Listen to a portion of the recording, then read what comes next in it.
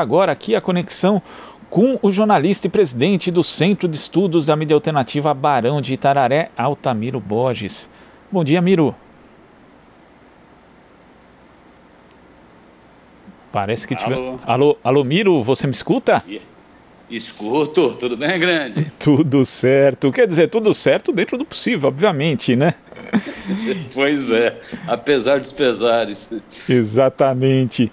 Miro, você publicou no seu blog um artigo chamado 2021, o ano do impeachment de Bolsonaro. Inclusive, essa pauta aqui estava acertada ontem e os fatos vão atropelando a gente, inclusive, porque aconteceu ali a invasão do Capitólio nos Estados Unidos. Você acha que esse fato, na prática, acaba corroborando ainda mais a necessidade de movimentos, de partidos irem em busca de, pelo menos, da apreciação de um dos muitos pedidos de impeachment que repousam ali na mesa do presidente da Câmara dos Deputados, Miro? Já são mais de 50 pedidos de impeachment, né? E a cada dia vai pintando coisa nova, né? Você pega... Eram mais de 50, aí veio aquela fala horrível do Bolsonaro de apologia à tortura, apologia à morte, ironizando a situação da ex-presidenta Dilma Rousseff, né? Que daria mais um motivo para pedido de impeachment, né? E essa política desastrosa, genocida na área de saúde, daria mais outro pedido de impeachment, ou seja, tem muitos.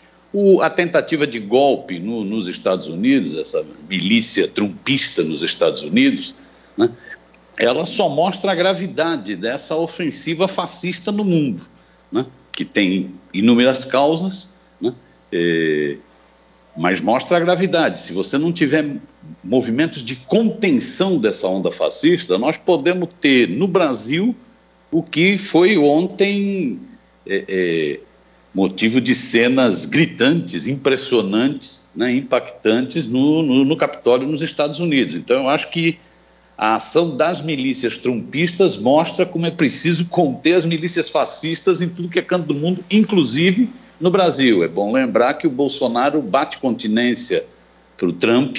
É bom lembrar que o filho do Bolsonaro, Dudu Bananinha, né, o Eduardo Bolsonaro, o embaixador do hambúrguer, estava inclusive lá nos Estados Unidos. Ontem a filhinha dele se encontrou, visitou, né, a Casa Branca, né, a esposa do Bananinha estava toda feliz da vida, achou que foi um negócio muito chique, né, um encontro das filhinhas, né, então é bom ficar esperto, né? O Bolsonaro é um seguidor do Trump. O Bolsonaro, ontem eu vi uma entrevista daquele filósofo de orifícios, Olavo de Carvalho, né? É um negócio impressionante, ele justificando a ação golpista, né? Dizendo que o Biden não ganhou a eleição, que foi fraude, né? Que o Biden é um sujeito que já está morto, dominado por forças ocultas, aquela teoria da conspiração, né? Então esse filósofo de orifício lá da Virgínia, o astrólogo, é o mesmo que orienta a família do Bolsonaro. Então é bom ficar esperto realmente, ajuda a alertar mais ainda. E além do Bolsonaro ser um seguidor do Trump, a gente vê inclusive ali a similitude, né, de métodos ali na eleição, tanto do Trump quanto do Bolsonaro, e depois também no decorrer do mandato dele. Mas a gente tem aí alguns fatores que são ainda mais preocupantes no caso brasileiro, porque Trump lá nos Estados Unidos não tem o apoio da maior parte do judiciário, também não tem o apoio das Forças Armadas, tem o apoio sim de milícias e determinados segmentos da sociedade. Já no Brasil, a gente sabe que Bolsonaro tem o apoio de boa parte das polícias estaduais, das polícias militares, também tem um apoio significativo ali das Forças Armadas, inclusive, né, Miro? As pessoas falam, não, mas as Forças Armadas não vão embarcar hoje numa aventura golpista, e nós vemos aí oficiais de alta patente sendo humilhados publicamente, execrados pelo presidente da República, e nada acontece, não existe qualquer tipo de comoção por parte dos militares. Então aqui o cenário pode ser ainda mais preocupante do que nos Estados Unidos. Eu acho que nos Estados Unidos você tem mais contrapontos, né? Pela própria formação do país, você foi criando mais contrapontos, né? Tanto, não é para menos que a cena gerou tanta comoção, né? invadiu o Capitólio. Hollywood só mostrava a invasão do Capitólio pelos comunistas, por forças islâmicas, pelo Irã, pelo Iraque. Nunca ia imaginar a invasão do Capitólio por malucos, né, seguidores de seitas fascistas nos Estados Unidos, né? Então a cena gerou uma comoção, né? Mostra exatamente, na minha opinião, a decadência do Império. Esse Império está em processo acelerado de decadência, mas ele tem contrapontos. É preciso avaliar ainda melhor como foi realmente a postura dos militares nos Estados Unidos. Eles andaram se distanciando, alguns generais andaram se distanciando do Trump ultimamente, né? Falando da defesa da instituição, que a instituição Forças Armadas são fundamentais para a democracia nos Estados Unidos.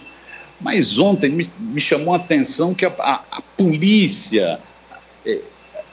foi muito estranho o que ocorreu no Capitólio, né? Como que aquela malta, aquela horda fascista, com figuras patéticas, né? Umas figuras bizarras, né? Como que aquilo se aproxima de um congresso, invade a sala da presidência da Câmara e não tem nada, né? Eu fiquei lembrando das cenas de ação da polícia, né, contra o movimento negro dos Estados Unidos nos últimos dias, né? É bem diferente, né, o comportamento, mas isso cabe avaliação. Eu acho que no caso do Brasil a situação é mais preocupante, pelo que você já levantou aí. Quer dizer, o que a gente tem visto é que o Bolsonaro, apesar da sua verborragia, do seu piriri verbal, né, fala um monte de bobagem o tempo inteiro, né? Às vezes dá a impressão que as coisas não estão se dando, mas as coisas estão se dando, elas estão se dando em todos os terrenos, né? O projeto que chegou à presidência da República, seja do ultraneoliberalismo na economia, ele está em curso, seja da pauta conservadora, obscurantista, nos costumes, entre aspas, está em curso também, né? A regressão é violenta em todas as áreas, na cultura, né, na educação, né, é um obscurantismo impressionante, e a pauta no autoritarismo também está em curso, né? O fascismo, o Bolsonaro fica esbravejando, às vezes a gente acaba se desviando a atenção, né, um diversionismo impressionante, mas o autoritarismo está em curso, e ele vai criando, ele vai fazendo isso mesmo, liberar arma, né, uma relação com a polícia militar, que é uma relação que passa por cima dos governos estaduais, não é isso? É de desrespeitar, chega ao ponto de estimular motim, como foi aquele do Ceará, né? Então, ele vai montando o seu esquema, esse projeto que está por detrás dele, né? Ele vai sendo criado, então é um perigo ainda maior, né? As nossas instituições não são tão sólidas, né? E você vê esse processo indo corroendo a democracia, né? O livro que foi escrito, né, Como as Democracias Morrem, né, por dois liberais estadunidenses, aqui no Brasil ele é muito mais presente, né? Aqui a democracia é jovem, a democracia teve pequenos períodos, né? É bom a gente lembrar que a marca do Brasil é o autoritarismo, são regimes ditatoriais, né? Então é bom ficar esperto. O Bolsonaro, em certo sentido, já está cantando a bola, da mesma forma como o Trump cantava a bola de fraude para insuflar, né, os seus seguidores, essa horda, né? Trump, se quer conter essa horda, tem que começar pegando o Trump, né? Se a democracia dos Estados Unidos quisesse levada a sério, né, ela precisa conter o Trump. O Trump precisa ir para a cadeia. Ele é um golpista, né? É um homem, né, que não respeita a democracia, não respeita as urnas, né? Pois bem, se isso lá nos Estados Unidos já vinha sendo tramado, né, a bola já estava sendo cantada, esse ato de ontem estava nas redes sociais, né? Isso já estava sendo falado, né? Então imagina aqui no Brasil, o Bolsonaro vai repetir a mesma coisa, urna eletrônica, fraude, eu ganhei no primeiro turno, eu tenho prova, cadê as provas, Bolsonaro? Esse seria outro motivo, outro bom pedido de impeachment, apresenta as provas, ô figura, né? Então é próximo, tem que ficar cauteloso, e é mais perigoso. Inclusive, pegando esse gancho da questão das fraudes, Miro, como é que você vê a cobertura da mídia tradicional brasileira? Porque ontem, quando a gente acompanha ali nos canais de notícia, tinha até jornalistas, alguns comentaristas exaltados, chamando Donald Trump de mentiroso. Porque, olha, ele fala isso aqui das fraudes, não existe nada, é um mentiroso. Eu vi, assim, jornalistas, inclusive alguns que não costumavam se exaltar, fazendo esse tipo de ponderação, que na verdade, e é verdade, né? Trump é mentiroso mesmo, principalmente nesse aspecto. Agora, quando é Jair Bolsonaro, que ontem mesmo, inclusive, né, chegou e corroborou a mentira de Trump e a própria mentira, dizendo que tem provas de que o sistema brasileiro foi fraudado, de que ele teria sido eleito no primeiro turno, aí não existe esse tipo de tratamento, né? Ninguém vai lá e chama o Bolsonaro de mentiroso, não existe essa assertividade. Como é que você vê essa diferença de tratamento e também, assim, a cobertura, de uma forma geral, da mídia brasileira em relação ao episódio de ontem, Miro? Eu acho, a mídia brasileira, primeiro que hoje ela está dividida, não dá para falar que é um bloco, né? Então não dá para falar, a mídia pensa dessa forma, eu acho que a mídia está dividida, né? Uma parte da mídia brasileira embarcou total no governo Bolsonaro, seja na agenda ultra-neoliberal na economia, na agenda regressiva, obscurantista, nos costumes, entre aspas, e na agenda autoritária. Então uma parte está totalmente com Bolsonaro, virou... Então você pega o SBT do Silvio Santos, já mudou de nome, é Sistema Bolsonarista de Televisão, virou, é isso, a Record é o templo do Bolsonaro, né? Então outra parte diverge do Bolsonaro nessa pauta, temendo o autoritarismo na política, temendo a regressividade, o obscurantismo nos direitos civis, mas concorda com a pauta ultraneoliberal, né? Concorda com a agenda econômica do Guedes, né? Então a mídia está dividida, né? Nisso ela sempre relativiza as coisas com relação ao Bolsonaro. Ela não, até porque se ela fosse pegar para bater mesmo, ela teria que reconhecer que ela é uma das responsáveis por Bolsonaro chegar à presidência da República, né? Então ela tem que pegar leve, né? Então ela esbraveja ontem contra o Trump, mas não esbraveja tanto contra o Bolsonaro quando ele faz a mesma coisa, quer dizer, ao ficar colocando em questão as urnas eletrônicas, ao falar que tem fraude, ele merecia um tratamento similar, merecia... Qual o nome que se dá a isso?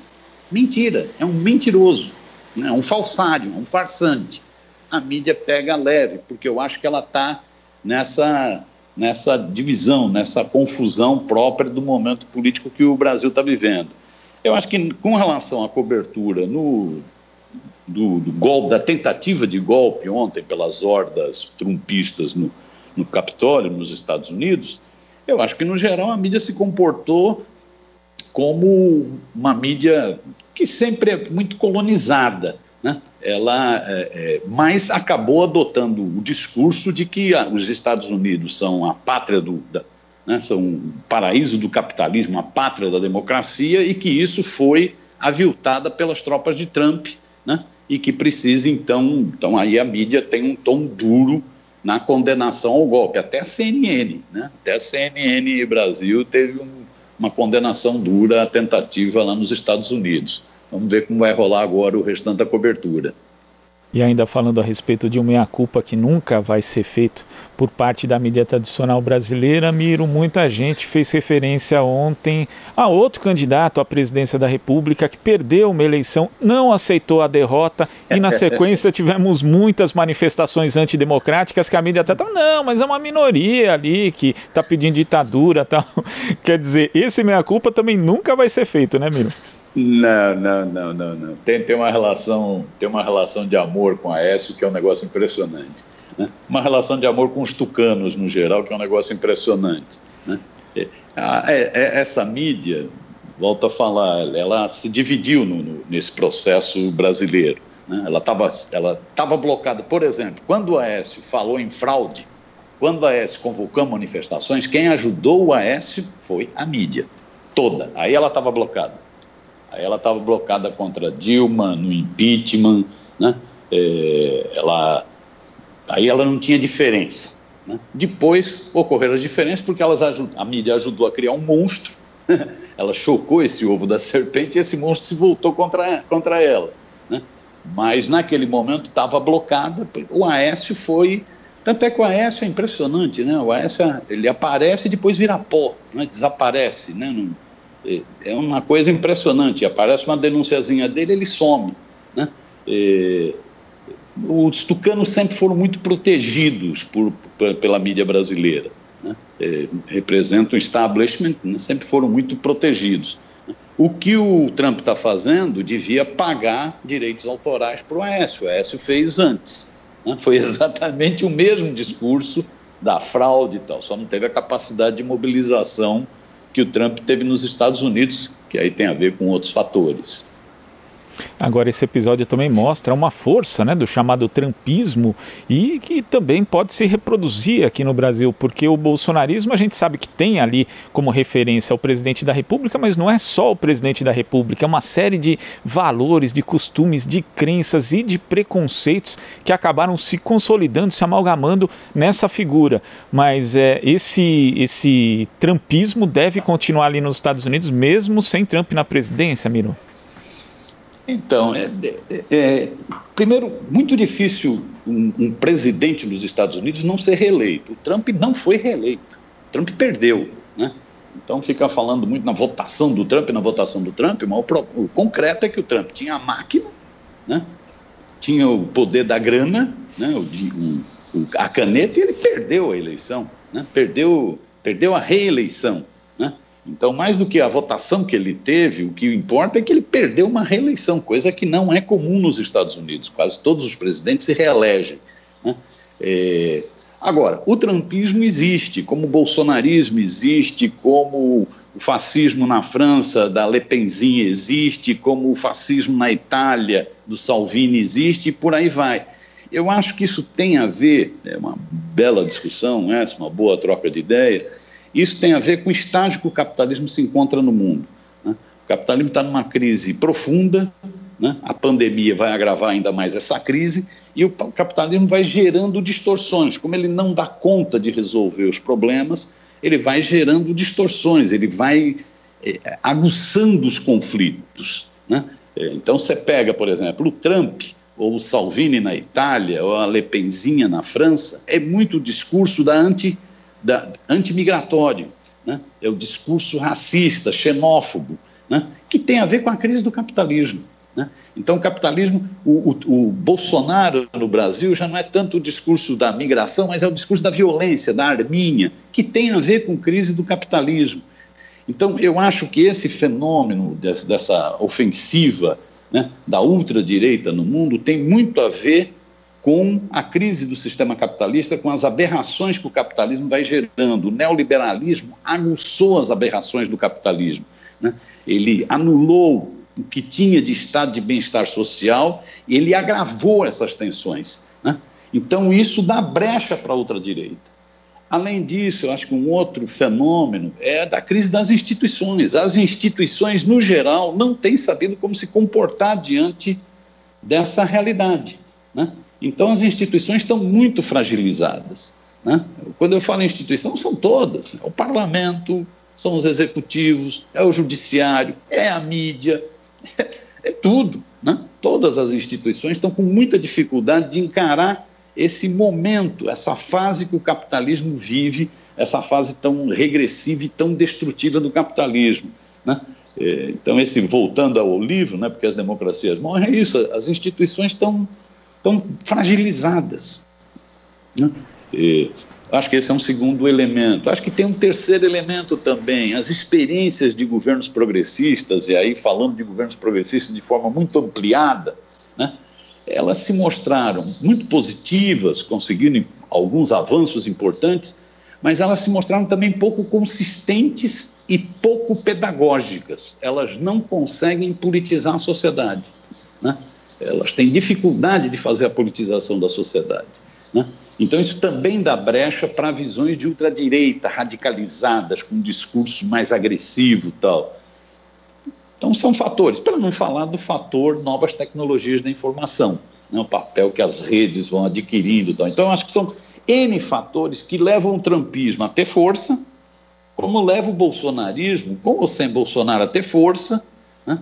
Como levam outras experiências de extrema-direita no mundo a ter força, né? Eu acho que é um momento que nós estamos vivendo que, né, deve servir, inclusive, para a gente avaliar o que de positivo e o que de negativo a gente tem feito para enfrentar esses temas, né? Por exemplo, a crise do capitalismo. Nós estamos fazendo um bom debate sobre a crise do capitalismo, né? Nós estamos aí, vai vir vacina, vai ser dada para quem tiver dinheiro. Nós estamos fazendo um bom debate sobre o que é o capitalismo, né? Eu acho que esse é um tema. Crise das instituições. Nós estamos fazendo um bom debate sobre o que é a ampliação da democracia. Ou a ultradireita está utilizando da crise do sistema para propor, né, fascismo. Né? Nós estamos fazendo como que amplia a democracia, como radicaliza a democracia, né? Como que a gente enfrenta essa crise das instituições. O Poder Judiciário, por exemplo, representa o quê na sociedade, né? Então, eu acho que são temas que estão aí que vão dando brecha. Eu acho que o trumpismo é isso. O trumpismo, ele nasce dessa confluência, desses vários fatores, né? Por isso que não é um fenômeno nacional, não é um fenômeno dos Estados Unidos, ou um fenômeno do Brasil, ou um fenômeno do Reino Unido com Boris Johnson e Brexit, né? Ele é um fenômeno mundial, na minha opinião, e merecia ser mais estudado. Sem dúvida, merecia e merece. Miro, eu queria agradecer sua participação aqui no Jornal Brasil Atual. A gente vai acompanhar aí o desenrolar dessa novela, que tem várias tramas aí, e voltamos a conversar. Um abraço, Miro. Parabéns aí pelo trabalho, um abração. Em pé. Conversamos aqui com o jornalista e presidente do Centro de Estudos da Mídia Alternativa Barão de Itararé, Altamiro Borges. Você está ouvindo Jornal Brasil Atual. As notícias que os outros não dão.